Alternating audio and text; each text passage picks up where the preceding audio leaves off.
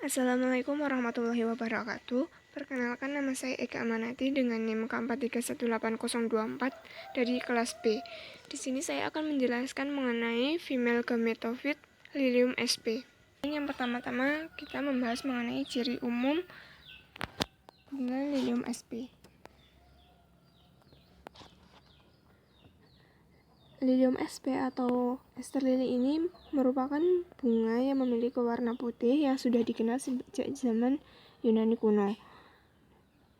Tanaman lili ini tumbuh di dataran tinggi Mediterania dan Asia Barat sebagai tanaman hias atau bunga potong.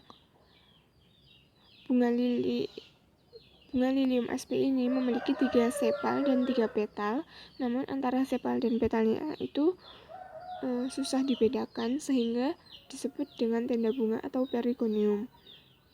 Tanaman Lilium sp ini bersifat hemaprodit dan heterostili. Hemaprodit sendiri artinya tanaman mempunyai bunga jantan dan bunga betina dalam satu kuntum bunga. Sedangkan heterostilinya itu artinya tanamannya mempunyai tangkai putih atau stilus lebih banyak daripada tangkai sarinya, sehingga polennya itu tidak dapat menyentuh kepala putih. Dalam penyerbukannya membutuhkan serangga, angin, ataupun bantuan dari manusia. Selanjutnya kita membahas mengenai gambar secara mikroskopisnya. Ini merupakan penampang melintang dari bunga sp. Pada bagian tengahnya itu yang ditunjuk oleh nomor 2 ini merupakan ovari yang dikelilingi oleh antar. Kemudian secara lebih besarnya, ini nomor 1, ini merupakan bagian plasenta. Plasenta itu sendiri berfungsi sebagai penyalur makanan yang ada di dalam ovarium.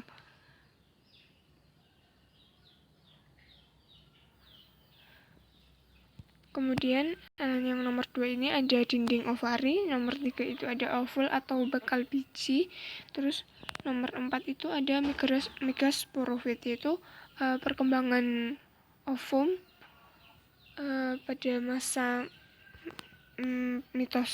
meiosis. Kemudian di sini ada penampang transversalnya. Yang pertama itu ada integumen. Integumen sendiri merupakan suatu jaringan yang menyelubungi nusalusnya. Kemudian ada mikrofil atau alkalamin betina, terus embrio sac, kantong embrio. Kemudian ada nomor 4 itu ada ovul atau bakal biji. Selanjutnya proses gametofit. Pada awal perkembangan ovulum itu satu sel pada dinding dalam ovul yang disebut dengan megasporofit itu membesar sebagai persiapan pembelahan meiosis. Nah, megasporofit ini tertanam di dalam jaringan yang disebut nucellus. Megasporofit akan mengalami pembelahan meiosis menghasilkan 4 sel berderet. Sel-sel ini bersifat haploid yang disebut megaspora. 3 sel yang berdekatan dengan mikrofil mengecil, sedangkan sel yang terjauh dari mikrofil membesar, kemudian akan berkembang menjadi kantong embrio. Setelah mengalami meiosis, kemudian berlanjut ke tahap mitosis. Satu sel yang akan berkembang menjadi kantong embrio itu akan mengalami 3 kali pembelahan mitosis sehingga menghasilkan 8 inti. Bisa lebih jelas di sini, 8 inti itu yang pertama adalah 1 sel telur, kemudian 2 sel sinergit, terus 2 sel inti polar, kemudian 3 antipodals.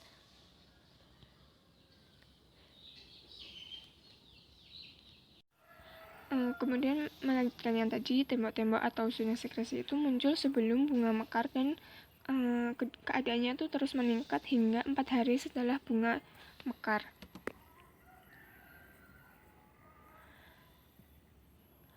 Kemudian karena bunga lili itu banyak digunakan atau dimanfaatkan sebagai bunga hias atau bunga potong di industri-industri, maka dalam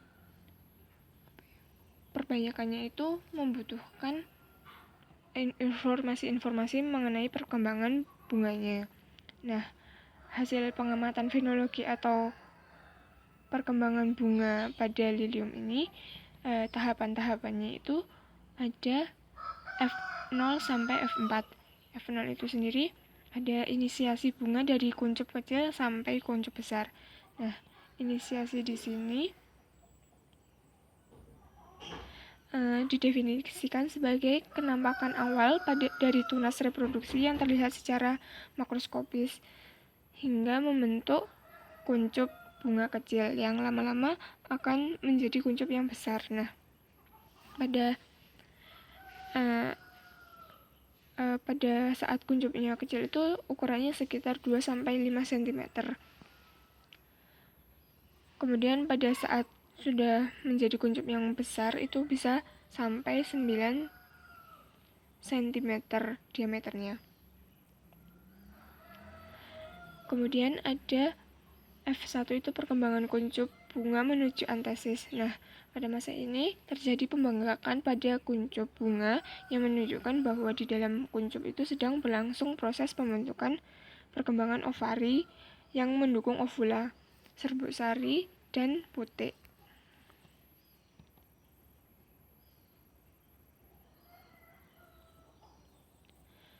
Kemudian perkembangan bunga selama antesis.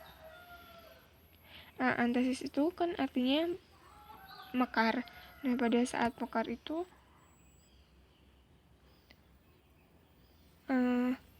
diameternya bisa mencapai 12-14 cm. Pada hari pertama bunga antesis itu stigmanya sudah mulai mengeluarkan cairan berupa lendir yang tidak berwarna atau bening. Dan di sisi lain, serbuk sari mulai berterbangan dan menempel pada tepal.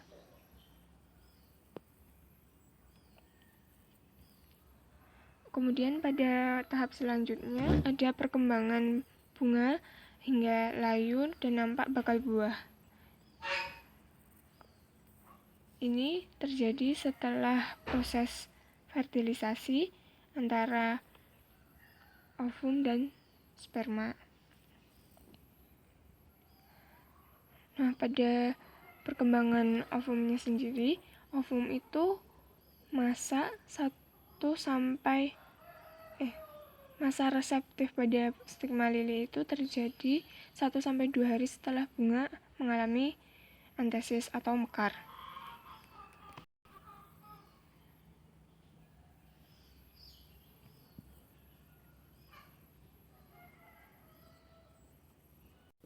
Berikut ini merupakan referensi yang saya gunakan. Sekian presentasi dari saya, semoga bermanfaat. Terima kasih. Wassalamualaikum warahmatullahi wabarakatuh.